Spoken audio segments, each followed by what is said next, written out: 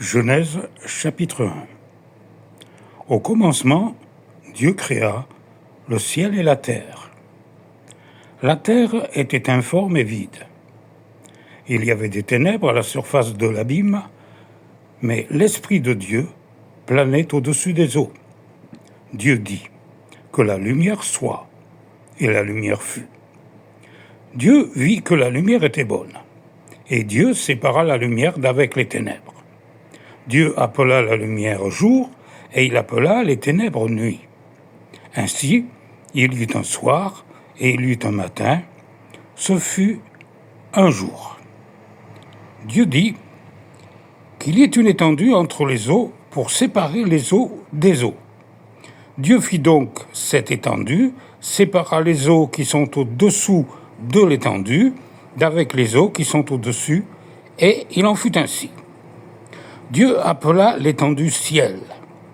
Il y eut un soir, et il y eut un matin, ce fut le deuxième jour. Dieu dit que les eaux qui sont au-dessous du ciel s'amassent en un seul endroit, et que la partie sèche apparaisse. Il en fut ainsi. Dieu appela terre la partie sèche, et il appela mer la masse des eaux. Dieu vit que cela était bon.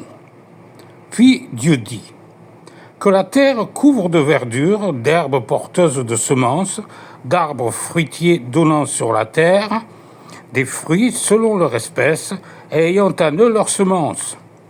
Et il en fut ainsi. La terre produisit de la verdure, de l'herbe porteuse de semences selon son espèce, et des arbres donnant du fruit, ayant en eux leurs semences selon leur espèce. Dieu vit que cela était bon. Il y eut un soir et il y eut un matin, ce fut le troisième jour. Dieu dit qu'il y ait des astres dans l'étendue du céleste, pour séparer le jour et la nuit, que ce soit des signes pour marquer les temps, les jours et les années, que ce soit des astres dans l'étendue céleste pour éclairer la terre. Et il en fut ainsi. Dieu fit les deux grands astres, le grand pour dominer sur le jour et le petit pour dominer sur la nuit. Il fit aussi les étoiles. Dieu les plaça dans l'étendue céleste pour éclairer la terre, pour dominer sur le jour et sur la nuit, et pour séparer la lumière d'avec les ténèbres. Dieu vit que cela était bon. Il y eut un soir et il y eut un matin, ce fut le quatrième jour. Dieu dit que les eaux se mettent à grouiller d'êtres vivants et que sur la terre des oiseaux volent sous l'étendue céleste.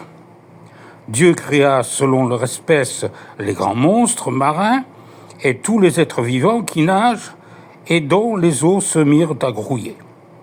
Il créa aussi tout oiseau ailé selon son espèce.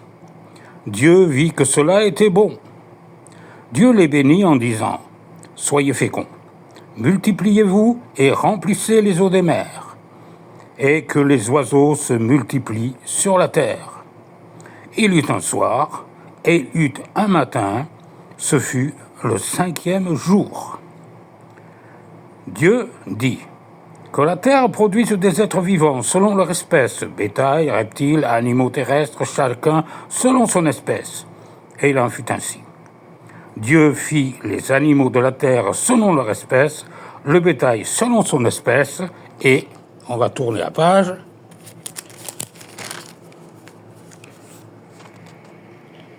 et tous les reptiles du sol selon leur espèce.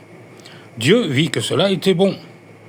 Dieu dit « Faisons l'homme à notre image, selon notre ressemblance, pour qu'il domine sur les poissons de la mer, sur les oiseaux du ciel, sur le bétail, sur toute la terre et sur tous les reptiles qui rampent sur la terre. » Dieu créa l'homme à son image.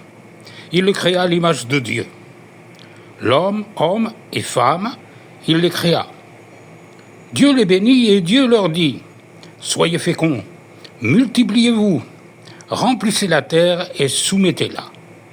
dominer sur les poissons de la mer, sur les oiseaux du ciel et sur tout animal qui rampe sur la terre.